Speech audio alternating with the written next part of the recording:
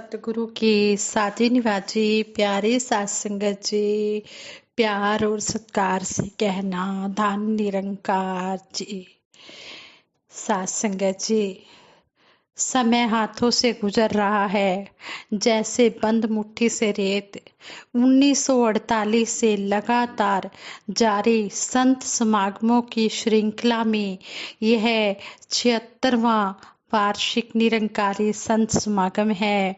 अपने प्रियजनों को देखकर खुशी तो होती ही है, इस आधार पर यह एक खुशी का अवसर है। आध्यात्मिक परंपरा इस बात की साक्षी है कि सतगुरु के चरणों में कभी भी कोई शिष्य पदवियां प्राप्त करने नहीं आया, बल्कि परम पद मुक्ति की प्राप्ति के लिए ही आया है। सात संगत जी कहती हैं, श्री गुरु नानक देव जी महाराज एक बार एक ऐसे स्थान पर ज्ञान प्रचार करने के लिए पहुंचे जहां पहले ही काफी संत थे। उन्होंने गुरु जी की सेवा में दूध में भरा कटोरा भेजा, जिसका अर्थ था कि यह स्थान तो पहले ही संतों से भरा हुआ है, आपकी यहाँ आवश्यकता नहीं है। गुरु जी ने उस दूध के ऊपर एक फूल रखकर कटोरा वापस कर दिया। इसका अर्थ था कि हमारे आने से आपकी शोभा बढ़ेगी ही। यह जीवन एक कटोरे की तरह ही है, कितना कुछ इसमें भरा है।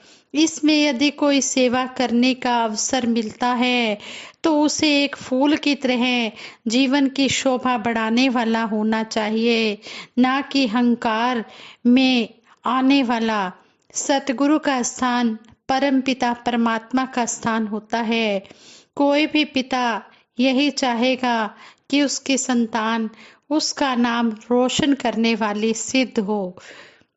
सतगुरु बाबा हरदेव सिंह जी महाराज ने एक बार अक्टूबर के महीने में संडे की सत्संग समारोह में सतगुरु बाबा जी ने जिस प्रशंसा भरे स्वर में उन 600 स्वयं सेवकों सेवादारों की प्रशंसा की जो कि राष्ट्रमंडल खेलों दिल्ली के दौरान यातायात नियंत्रण की सेवा में लगे हुए थे, उससे स्पष्ट हो गया कि ये सेवादार ऐसी गुरसिक्खों में शामिल हैं जो सतगुरु का नाम रोशन करने वाले हैं।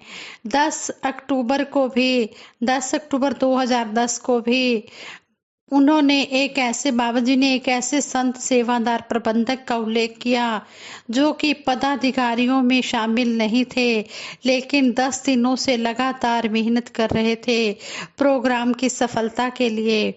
क्रेडिट लेने वालों में ये दूर दूर तक भी शामिल नहीं थे।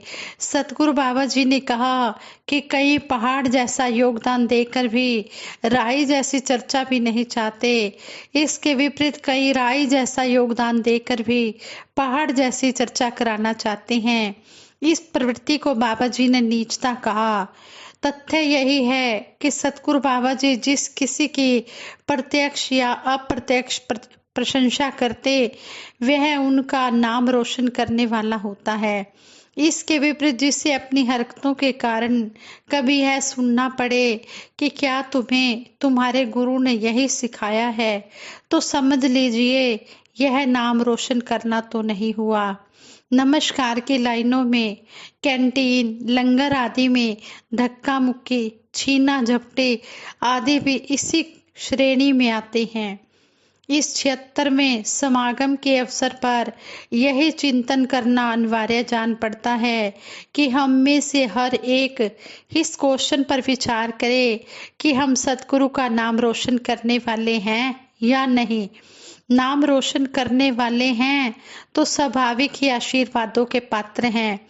यदि किन्हीं आदतों व मजबूरियों के चलते ऐसा नहीं कर पा रहे हैं तो बेहतर होगा कि उन विपरीत कारणों की खोज करें और जल्दी से जल्दी उनसे मुक्त हों। जीवन के कटोरे को भक्ति के फूलों से सजाना है, अहंकार से दूर करना है।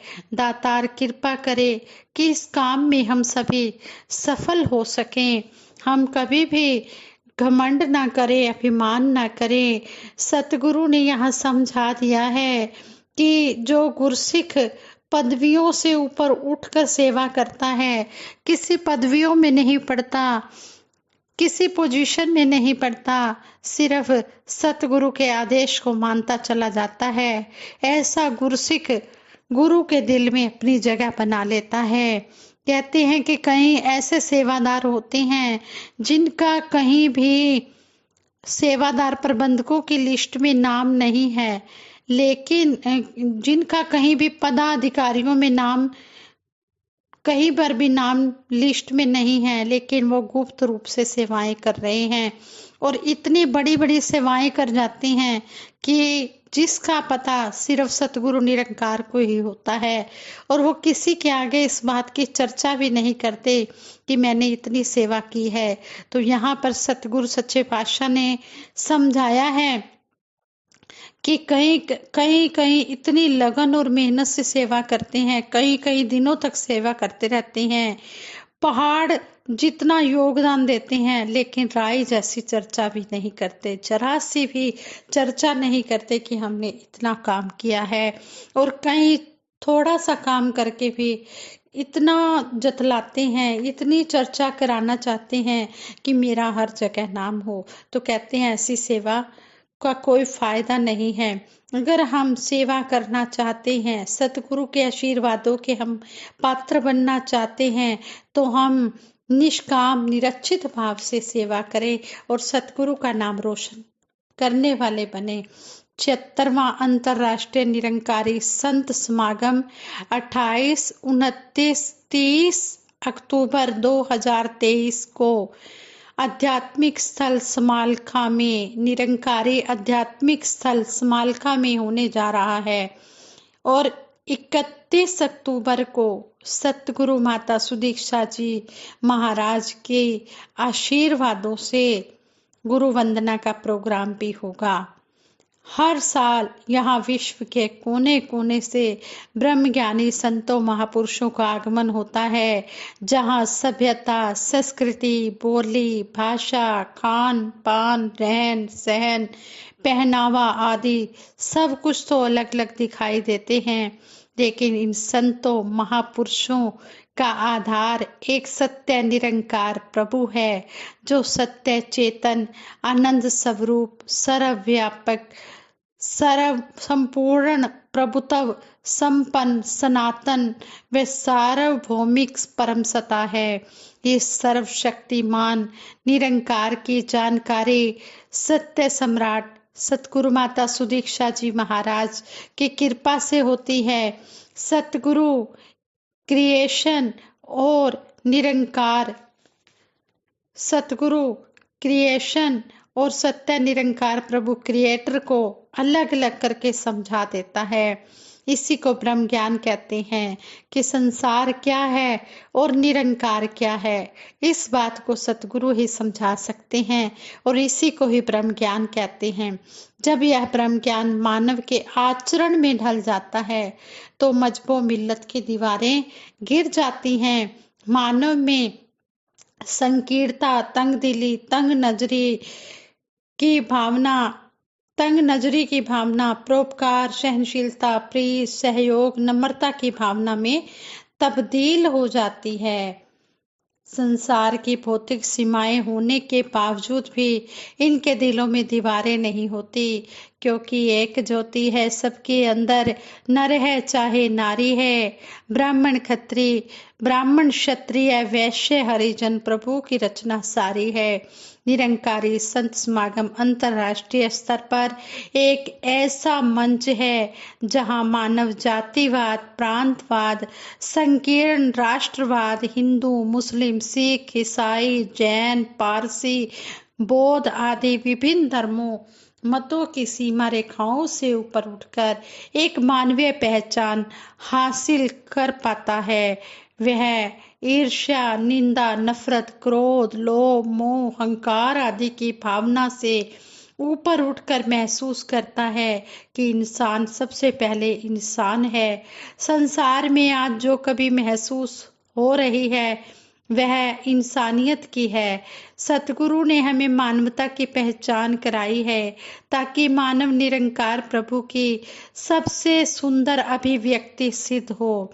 ब्रह्मलीन कवि पूर्ण प्रकाश जी साकी ने भी लिखा है, कहीं पे धर्म बनते हैं कहीं ईमान बनते हैं, कहीं पे धर्म बनते हैं कहीं ईमान बनते हैं, हिंदू सिख ईसाई या मुसलमान बनते हैं, हिंदू सिख ईसाई या मुसलमान बनते हैं।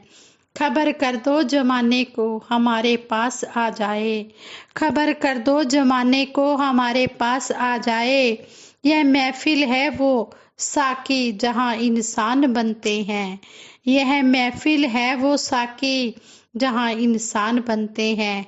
संसार में मानवता को नुकसान पहुंचाने के लिए पहले तलवार, भाले, तीर, कमान आदि का इस्तेमाल उपयोग किया जाता था।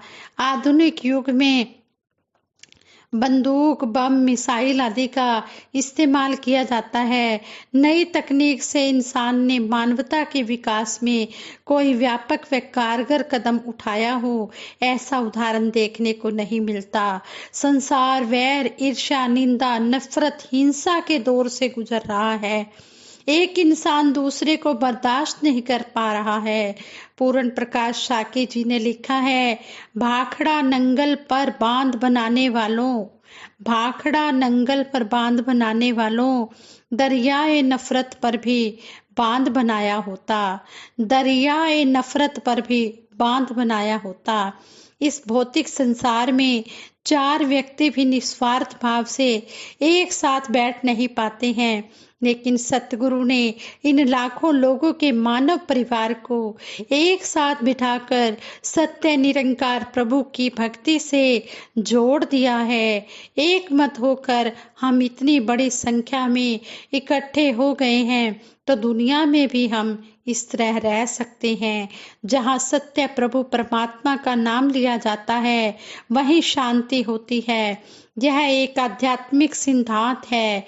आज करोड़ों लोग भक्ति में लगे हुए हैं। सैकड़ों चैनल दिन रात भक्ति के कार्यक्रम दिखा रहे हैं, जिनको संसार में करोड़ों लोग टीवी पर देखते हैं, लेकिन फिर भी भक्ति का असर नहीं हो रहा। अशांति ज्यों की त्यों बरकरार है। भक्ति का अर्थ इस सत्य निरंकार के साथ युक्ति से जुड़ जाना, इसको बिना देखे इसके साथ सही रूप से जुड़ा नहीं जा सकता। बिना जुड़े भक्ति नहीं हो सकती, बिना भक्ति के शांति कायम नहीं हो सकती। सतगुरु गुरसिक संसार में सतगुरु के गुरसिक संसार में विश्व शांति के लिए सार्थक प्रयास कर रहे हैं। इस ब्रह्म ज्ञान की दिव्य ज्योति को जन जन तक पहुंचाने के अथक प्रयास कर रहे हैं। विश्व में निरंकारी संत समागम ऐसा मंच है जहां आदमी भेदभाव भुलाकर प्यार से इंसान के गले मिलता है। प्यार के वश में होकर वह अपना नाम व रुतबा भूल जाता है। अपनी भौतिक उपलब्धि को छोड़कर हर गुरसिक सबको सतगुरु का रूप समझकर एक दूसरे के चरणों में झुककर धन निरंकार करता है। इस प्रकार सब इंसानियत का प्रचार प्रसार करते हैं। सतगुरु ने अपने गुरसिखों को इतना विश्वास दिया है कि दुनिया की कोई भी शक्ति इनको संकीर्ण प्रांतवाद, राष्ट्रवाद, जातिवाद, सांप्रदायिकता, रंग भेद, अंधविश्वास के नाम पर बांट नहीं सकती। हमको इसने एक ऐसी सत्ता से जोड़ा है जो सत्य, चेतन, अनंत स्वरूप, संपूर्ण, अटल, अविनाशी, त्रिकाल सत्य, सार्वभौमिक व निराकार है। सतगुरु मानव को मानव से जोड़कर मानवता को मजबूत कर रहे हैं, मानव धर्म की स्थापना कर रहे हैं। सतगुरु इस संसार को स्वर्ग बनाने आता है। राष्ट्र कवि दिनकर की पंक्तियां भी हैं, भव में नव वैभव भरने आया, भव में नया वैभव भरने आया, नर को ईश्वरता प्राप्त कराने आया, संदेश यहाँ मैं नहीं स्वर्ग का लाया, संदेश यहाँ मैं नहीं स्वर्ग का लाया, इस भूतल को ही स्वर्ग बनाने आया। ये सतगुरु ही इस संसार को स्वर्ग बनाने आता है और हर इंसान को सिखाता है कि मैं नहीं लानी, अहंकार नहीं करना और इस परम पिता परमात्मा का रूप हर एक जीव में देखना है। हर एक को ईश्वर का रूप समझकर हर एक का आदर सत्कार भी करना है, सेवा भी करनी है। इस तरह जो सतगुरु की बातों को अपने जीवन में अपना लेते हैं वो हमेशा सुखों के भागीदार बनते हैं। उनकी जिंदगी में कभी कोई दुख गम आ ही नहीं सकता। इसलिए हम सतगुरु की इन बातों को अपने जीवन में अपनाएं और सुखों के भागीदार बने। और दासी सतगुरु माता जी के चरणों में सभी के लिए यही अरदास करती है, सच्चे पातशाह सभी का लोक सुखी परलोक सुहेला कर देना, सभी को अपने चरणों से जोड़ के रखना। जिन्ने भी संत तेरे मेरी माला ते मणके ने जदों इन्हां नूं तकदी हां इबादत हो ही जाती है। साथ संगत जी ये विचार करते हुए बहुत सी गलतियां भी हुई होंगी, उन गलतियों के लिए आप जी क्षमा कर देना, आगे के लिए सद्बुद्धि देना, सद्विचार देना, सत्मार्ग देना। साथ संगत जी प्रेम से कहना, धन निरंकार जी।